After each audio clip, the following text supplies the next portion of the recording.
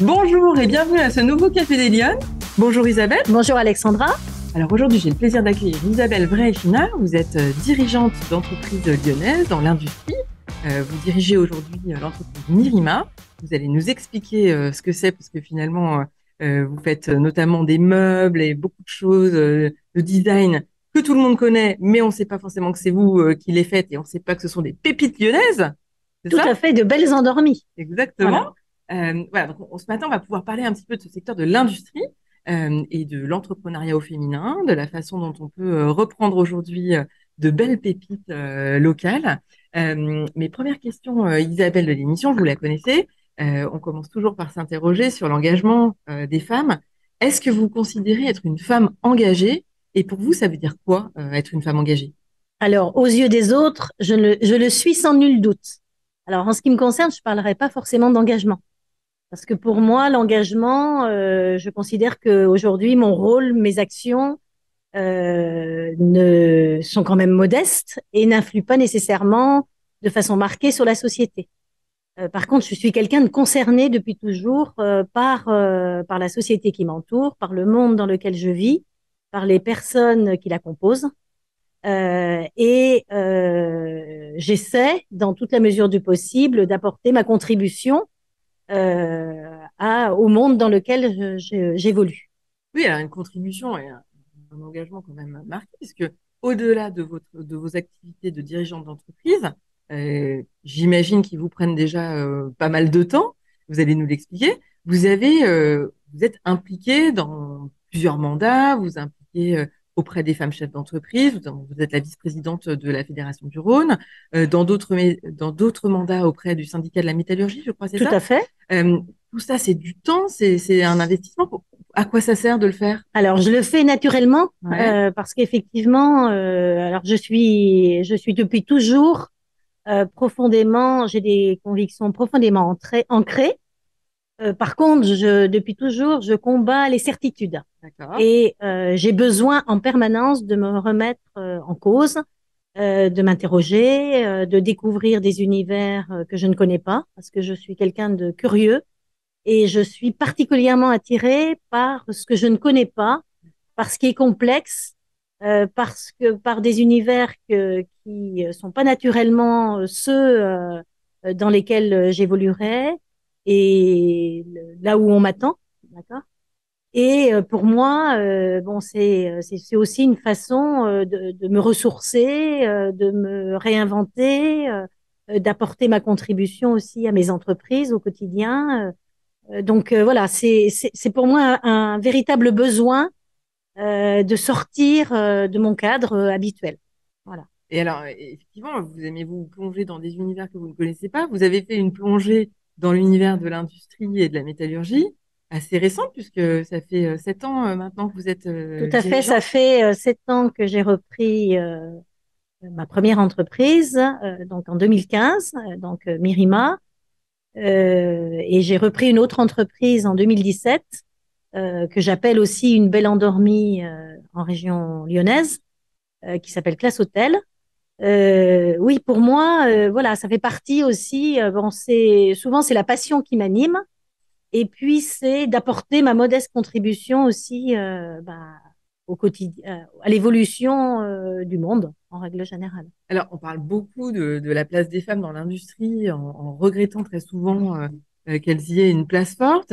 Vous, au gré de votre expérience, quel retour vous en faites? Est-ce que c'est compliqué d'être une femme chef d'entreprise? Est-ce que c'est peut-être compliqué juste d'être chef d'entreprise? Est-ce que c'est un secteur dans lequel... Alors, je pense que pour être chef d'entreprise, déjà, il faut aimer le goût du risque, Ouais. il faut aimer l'inconnu, il faut aimer effectivement le, on va dire des univers un peu complexes.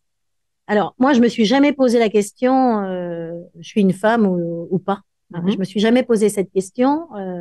Alors, je m'interroge plus aujourd'hui, en fait, parce qu'on en parle davantage, parce que j'ai une fille aussi comment, voilà, qui me fait m'interroger. Ouais. Hein, mais j'ai quand même, tout au long de ma carrière, plutôt évolué dans des univers masculins. D'accord.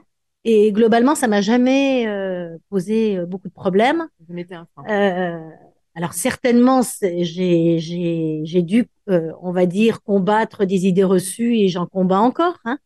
Mais comment? Euh, pour moi, je pense que je suis la personne que je suis parce que effectivement, ben, j'ai évolué dans des univers différents, très différents du mien et qui m'ont également beaucoup apporté et puis qui ont forgé mon caractère. Alors, Voilà. racontez-nous justement, on va détailler un peu ce parcours, comment vous êtes arrivé à être aujourd'hui dirigeant d'entreprise. Quand vous étiez petite, vous rêviez de faire quoi? Vous vouliez déjà J'aurais aimé être architecte. architecte, Voilà, d'accord? architecte, architecte des monuments historiques, hein, parce que je suis passionnée par l'histoire, par l'art, voilà, j'aurais aimé être architecte, mais j'étais très mauvaise en maths, Ouais, donc c'était pas forcément la ça marche filière pas. qui était la mienne. Donc j'aurais pu, et on attendait de moi que je devienne avocate, parce que D'accord. mon père était avocat fiscaliste et avocat des sociétés et avait un gros cabinet. Et étant sa fille aînée, il était, on va dire, écrit que je devais reprendre son cabinet. Et puis en fait, moi, je voulais tracer mon propre chemin.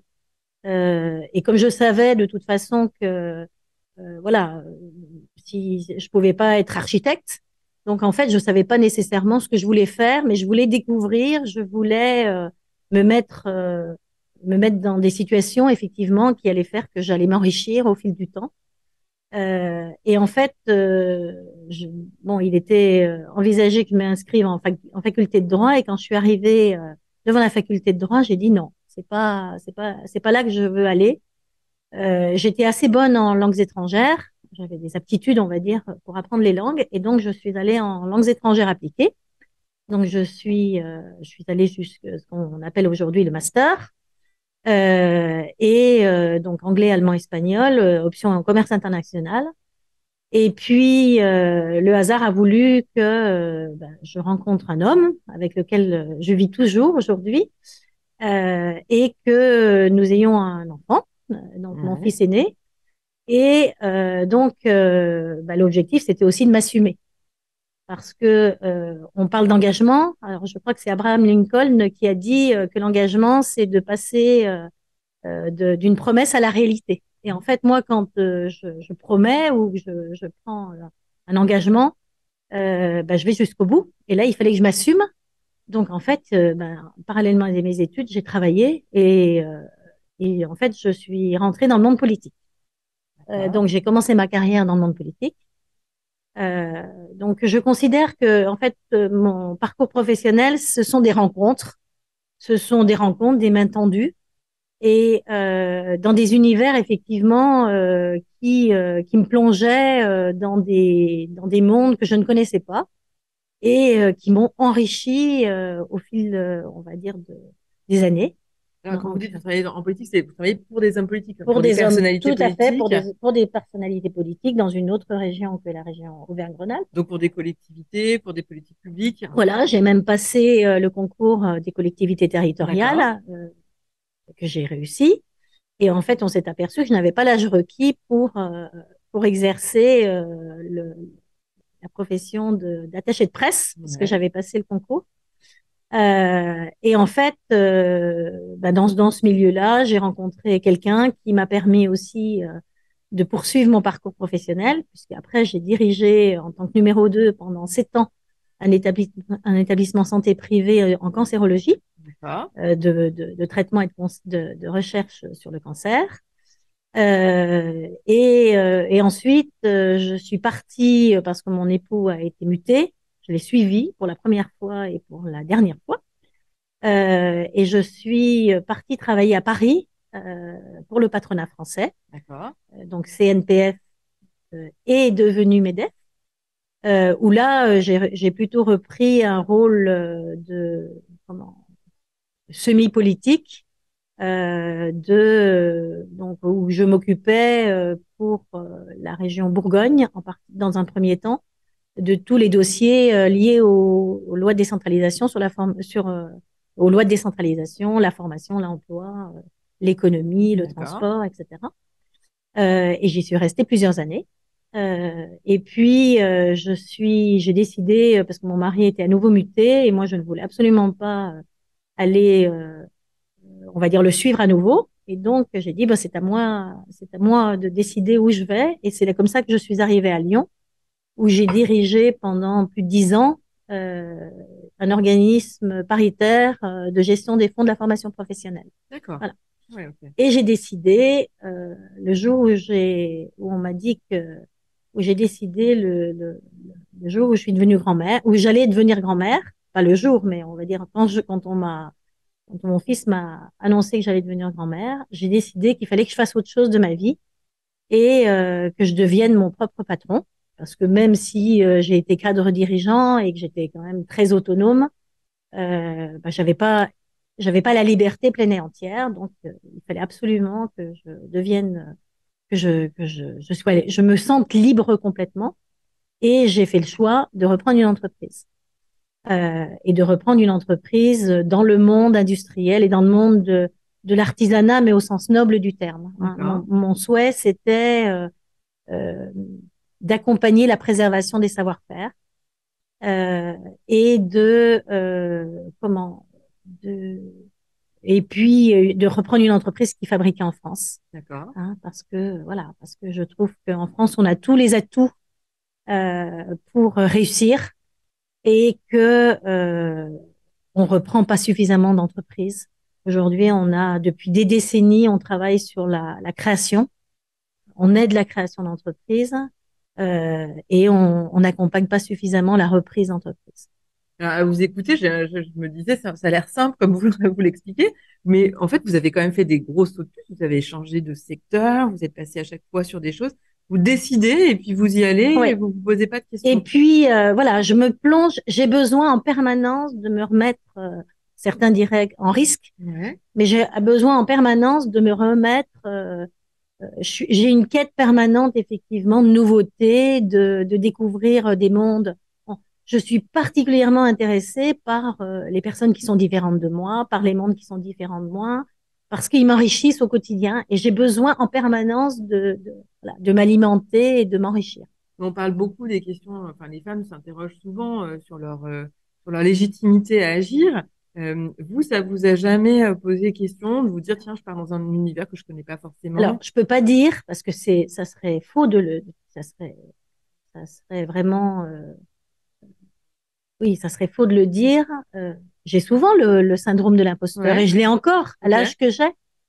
Mais il y a que moi qui le sais. Ouais. Et puis, en fait, je suis guidée par quelque chose depuis toujours.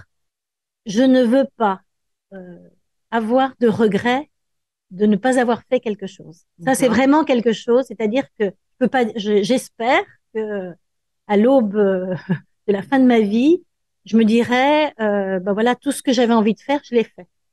Et je veux pas devenir une petite vieille aigrie Ouais. qui n'a pas fait ce qu'elle avait envie de faire.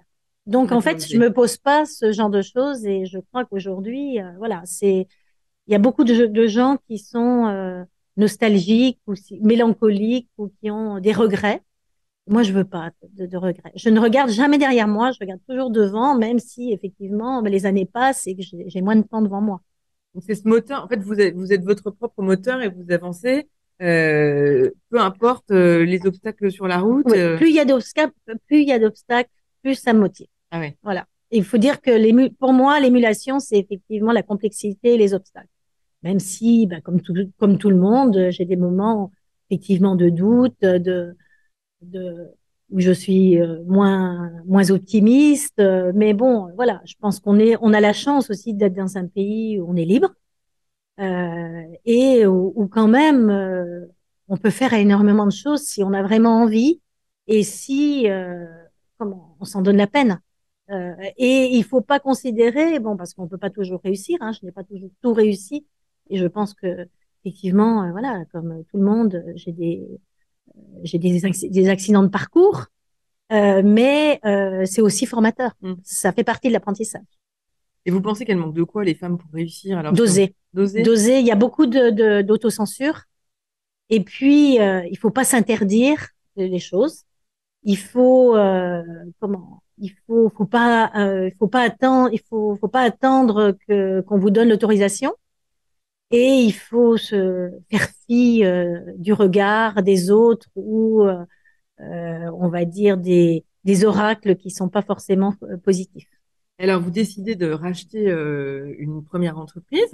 Là, c'est quoi le parcours? Vous vous dites ça un jour, j'ai envie de reprendre en main une entreprise locale.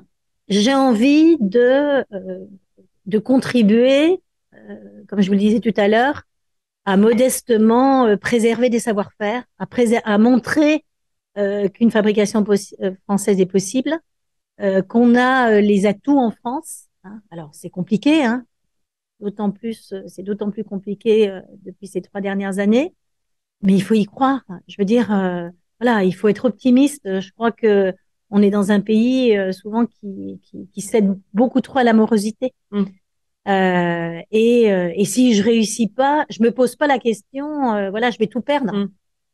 Ça fait partie des règles du jeu. Alors, ce qu'on se disait en préparant l'émission, c'est que finalement, vous êtes allé sur cette entreprise-là. En fait, il y a plein d'entreprises en France qui sont en attente peut-être d'avoir des repreneurs, mais on ne le sait pas forcément Alors, et la c'est reprise accessible. d'entreprise, c'est compliqué parce que c'est assez tabou, Ouais, parce qu'effectivement, les personnes qui sont à leur tête, alors aujourd'hui, on sait que la majorité des entreprises de petite taille ou des PME, elles sont dirigées par des personnes qui ont souvent plus de 60, 65 ans. d'accord, Et que elle se déclare pas forcément à reprendre. d'accord. Mais je pense qu'il faut s'intéresser aussi à son environnement. Moi, en fait, l'entreprise que j'ai rachetée, elle n'était pas à vendre quand je suis allée la D'accord. visiter. J'ai rencontré des tas de chefs d'entreprise et puis je me suis dit, peut-être qu'il y en a un qui voudra, qui trouvera peut-être intéressant, peut-être qu'on travaille ensemble ou qu'on réfléchisse ensemble à une transmission. J'avais pas forcément j'étais pas forcément attirée par la conception et la fabrication de mobilier, c'était pas ça. Alors, si j'ai repris Nerima, c'est parce que c'est une entreprise très technique. Et en fait, le fait que moi, je n'ai aucune compétence technique, Ouais. c'était une vraie émulation aussi de rentrer dans une entreprise qui avait un ADN technique, qui avait une entreprise qui avait déposé beaucoup de brevets parce qu'effectivement, je savais que j'allais aussi beaucoup découvrir de choses, que j'allais devoir aussi faire d'énormes efforts pour comprendre ce monde. Et je pense qu'aujourd'hui, voilà, tout le monde est capable de faire ce que j'ai fait. Alors, Alors, ça veut voilà. dire que c'est assez, enfin, ça veut dire que c'est un monde d'opportunités pour les femmes de pouvoir se pencher sur le. Mais bien sûr, mais bien sûr. Aujourd'hui, je pense que c'est la passion qui doit guider les gens. Et aujourd'hui, mais je suis d'ailleurs assez agréablement surprise parce que très souvent, comme il y a très peu de femmes qui ont repris des entreprises Oui. industrielles, je suis assez sollicitée au travers du réseau, de LinkedIn, des réseaux sociaux en règle générale, par des femmes que je ne connais pas nécessairement et qui veulent échanger avec moi un peu sur mon parcours ou comment je Comment suis vous avez arrivée à fait? faire ça. Ouais. Alors, je ne, j'accepte tous les échanges et par contre, il faut vraiment y être préparé. Hum, Je veux dire, je pense que la problématique principale, c'est la problématique personnelle. d'accord. Parce que souvent, c'est son environnement personnel qui pose Hum, problème pour une femme. Parce que, bon, une femme, voilà, qui décide d'avoir son propre projet professionnel, sa propre carrière professionnelle, il faut aussi que l'environnement proche hum, l'accepte. ouais. Et je pense que très souvent, et elles sont souvent surprises par ce que je leur dis, c'est souvent, le frein, il est souvent personnel. Ouais. Avant toute chose. Avant toute chose. Voilà. Donc, est-ce qu'on parle? Parce qu'on on vous culpabilise en permanence, les femmes, hein, effectivement. On dit que les femmes, elles veulent prendre, d'ailleurs, on dit, voilà, elles veulent être influentes, elles veulent prendre le pouvoir. Bon, pour moi, quand même, globalement, les femmes, ce qu'elles, alors, c'est des généralités, j'aime pas Hum, forcément les généralités, mais bon, elles s'attachent aux résultats. hum, La façon d'y parvenir, bon, moi, personnellement, je m'en moque. ouais. Et puis j'ai pas besoin aujourd'hui de prouver aux autres quelque chose. Par contre, effectivement, il faut aussi qu'il y ait un appui personnel parce que quand vous reprenez une entreprise, vous mettez en risque Mm. l'ensemble de votre couple ou de votre famille. Ouais, Hein. Donc, mais c'est la même chose pour un homme. Hein, d'accord. Mais bon, pour une femme, c'est moins admis. ouais, c'est ça. Voilà, voilà. Ouais, ouais. Mais Mm. oui, c'est moins admis. Et puis, il y a cette dimension de savoir si on va y arriver, si Mm. on se pose peut-être plus de questions. Mais il y avait aussi l'aspect financier, je trouve, qui revient souvent. Bien sûr, bien sûr. Est-ce qu'on prête moins facilement aux femmes Oui, qu'aux hommes? Oui, oui. c'est une On prête réalité. moins. Et puis alors, bon, moi, je cumulais plusieurs handicaps. Hein. Je n'étais pas lyonnaise, je n'étais Ouais, pas de la région lyonnaise, je n'étais pas de la région Rhône-Alpes. Je n'avais j'avais pas un profil adapté à l'industrie de par mon ouais. parcours précédent. Et puis j'avais plus de 50 ans puisque j'ai repris une entreprise, j'avais 52 ans. Et forcément, bon, je suis pas très bankable, hein, d'accord. Mais Et pourtant, mais voilà, je veux dire de toute façon, j'avais voilà, donc vous je le voulais, saviez, vous en aviez j'en conscience? avais tout à fait conscience. Je pense que je suis quelqu'un de très réaliste. Pour autant, c'est pas ça qui va m'empêcher de faire quelque chose, un objectif que je me suis fixé. Donc vous y Voilà. êtes allé quand même, J'y suis vous êtes allée. Bon, voilà, faut convaincre. j'ai effectivement, voilà, je me suis certainement mis en risque et voilà, je suis en risque. Mais bon, c'est le propre de De tout tout projet. projet et de projet forcément entrepreneurial. Si c'était à Voilà, refaire, je le referai. La seule, alors c'est pas un regret parce que je ne regrette jamais rien.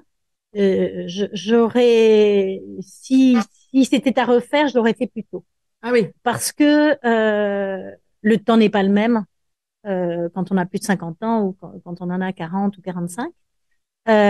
Et comme je suis quelqu'un qui est assez, je suis assez impatiente. ouais, J'aime bien que les choses aillent vite. Et en fait, quand vous reprenez une entreprise, vous reprenez une histoire. oui, Et donc le temps n'est pas le même que quand vous créez une activité. c'est juste. Parce qu'effectivement, vous avez des individus qui la composent, vous avez revenir à l'ADN d'une entreprise, recapitaliser sur cette histoire, ça prend du temps. Et encore plus aujourd'hui dans le contexte très, on va dire, mouvant et complexe Hmm. qu'on vit. Oui, ça veut dire que vous avez Donc, repris des entreprises qui avaient une vraie histoire voilà, locale. voilà une entreprise, voilà, la première entreprise à 65 ans, la seconde à 50 ans. Donc, c'est des entreprises qui, voilà, on rentre pas dans une histoire et on n'écrit pas de nouveaux chapitres de cette histoire aisément. Oui, Ça prend facilement. du temps. D'accord. Et le temps, on va dire, le temps n'est pas le même Hmm, en fonction de l'âge que vous bien avez. sûr. Donc, si c'était à refaire, je l'aurais fait plus tôt. Ouais, c'est ça. Voilà. Mais peut-être que c'était voilà, c'était pas écrit que je devais le faire Ouais, plus tôt. oui, c'est ça. Voilà, Après, ça dépend du voilà, parcours de tout chacun. à fait. Euh, quelle expérience vous retirez du coup de cette année que vous avez fait dans l'industrie? Est-ce que qu'est-ce qui était le plus complexe finalement? Est-ce qu'il a fallu convaincre les gens au sein de l'entreprise de votre capacité à la diriger? Non, Que... non, non, non. Je pense que je suis j'ai l'habitude aussi d'être très franche. Alors quelquefois ça peut bousculer, Ouais. surtout dans des mondes qui sont très prescriptifs, hein, c'est-à-dire qui sont très top-down, c'est-à-dire qu'effectivement, dans le monde industriel, bon, le patron, c'est Dieu, et Mm. ben, c'est lui qui décide de tout, et un patron qui ne sait pas, et on n'a pas l'habitude de dire je ne sais pas. Ouais. Et je tire en particulier de l'expérience de la pandémie en 2020, quand effectivement j'ai dit à mon équipe que nous allions fermer, que nous allions devoir fermer, et je ne savais pas combien de temps. Euh, Ils m'ont interrogé en me posant la question de savoir, voilà, est-ce qu'on allait s'en sortir, etc. Et je leur ai dit, je ne sais pas. Et ils n'ont pas l'habitude d'entendre ça Ouais. parce que je le dis, je ne sais pas, et personne ne le sait. On ne sait pas ce qui va se passer. Tout ce que je sais, c'est qu'aujourd'hui, cette décision, elle est mûrie parce que effectivement, c'est une façon aussi de vous préserver, de préserver l'emploi, de préserver le patrimoine de cette entreprise. Je pense qu'il ne faut pas leurrer les gens. Je pense que les gens ont besoin, quel que soit leur niveau social, quelle que soit leur éducation, ils peuvent comprendre Oui. Un langage de Mais il vérité. faut leur donner des clés de compréhension et puis leur dire que quand on ne sait pas, on ne sait pas. Donc aujourd'hui, je pense que voilà, au niveau de l'équipe, alors bien entendu, hein, bon, le patron il est toujours critiqué, etc., etc. Mais voilà, quand ils ont une question, j'essaie d'y répondre quand je sais y répondre et j'essaie de ne jamais laisser quelque chose en suspens ou de l'incompréhension. Voilà, il faut que j'ai l'habitude et puis je pense que c'est comme avec les enfants aujourd'hui. Voilà, faut répondre à leurs préoccupations, à leurs questionnements, et puis répondre avec des mots simples Mm. que tout le monde est à même de comprendre. Et alors, Isabelle, dernière question de l'émission, si vous aviez une baguette magique aujourd'hui, vous feriez quoi pour que les femmes, elles s'impliquent plus dans le débat public, dans leurs projets, dans la conduite de ce qu'elles ont envie de faire? Alors, j'ai une formule qui dit la porte du changement s'ouvre de l'intérieur. Ouais. Et en fait, une des clés, ce sont les femmes elles-mêmes. Vous la détiennent? Je l'ai dit tout à l'heure. Voilà, il faut qu'elles osent, qu'elles se moquent complètement de ce qu'on va dire d'elles. Parce qu'aujourd'hui, on vit beaucoup à travers les yeux Bien des sûr. autres. Et Mm. pour moi, ce qui m'importe le plus, ce qui m'importe, la seule chose qui m'importe, c'est mes proches, c'est mon époux, mes enfants. Le reste, je m'en moque complètement. Ce qu'on dit de moi, ce qu'on pense de moi, voilà, c'est pas mon problème. Moi, c'est les gens qui m'aiment, les vraies personnes qui me sont chères, qui comptent à mes Mm. yeux. Et très souvent, on n'agit pas parce qu'on a peur aussi de ce qu'on va dire, euh, de, de la culpabilisation qu'on va vous faire porter. Et moi, je considère qu'effectivement, voilà, si on a vraiment envie de faire quelque chose, il faut le faire. Mm. Voilà. Et que voilà, le changement, il vient de soi-même. Hein. Et que si on est passionné, si on a envie véritablement de s'engager, ben, il faut aussi regarder autour de soi, bon, parce qu'il y a des mains qui se tendent, il y a des rencontres qui favorisent aussi ben, le changement. Ouais, ouais, Et donc, il faut être ouverte aux signaux faibles ou ouais, aux c'est ça. signaux d'alerte. Ouais, Voilà, d'accord. Donc c'est un peu saisissons les opportunités qui voilà, sont voilà. autour de nous Et et puis, créons-les. voilà, créons-les. Je pense que c'est très important. Et puis, je pense que tout le monde peut passer, aujourd'hui, il y a vraiment des gens qui changent de vie et qui sont très heureux. Quand même, on passe énormément de temps dans sa vie professionnelle et dans Bien sa sûr. vie, on va dire, publique, entre Ouais, guillemets. Essayons qu'elle soit la plus épanouissante possible. très bien. Bah, écoutez, merci beaucoup de nous avoir Merci, Alexandra. partagé votre parcours ce matin. Nous étions accueillis dans les très beaux locaux de l'Intercontinental Hôtel Dieu à Lyon. Donc merci aux équipes qui nous ont accueillis. Merci Isabelle, je vous souhaite une bonne Merci, journée, Alexandra. une bonne semaine. Et puis moi je vous retrouve la semaine prochaine pour un nouveau Café des Lyonnes. Bonne journée, au revoir.